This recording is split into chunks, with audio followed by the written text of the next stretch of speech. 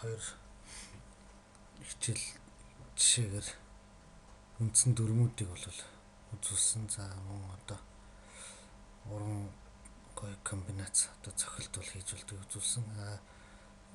Ер нь бол одоо тэнцвүүхэн тоглогчд бол тоглосоор яваад тоглолтын одоо төгсгөлд одоо 1-2 хүүтэй үлдэх тохиолдол байдаг.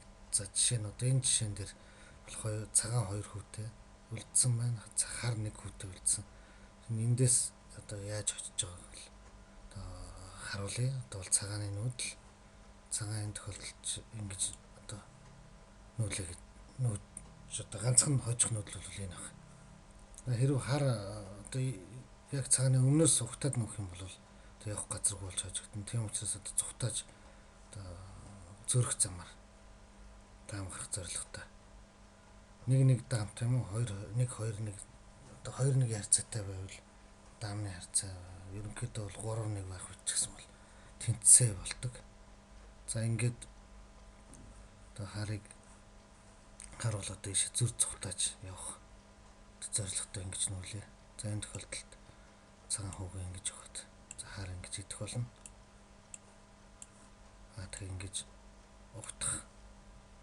За энийг бол халз зогсолт гэдэг. Нэг хүүтэй дээр бол хин төрүүлж одоо халз зогсож нэг босоо шугамд зогссон нь бол хождог.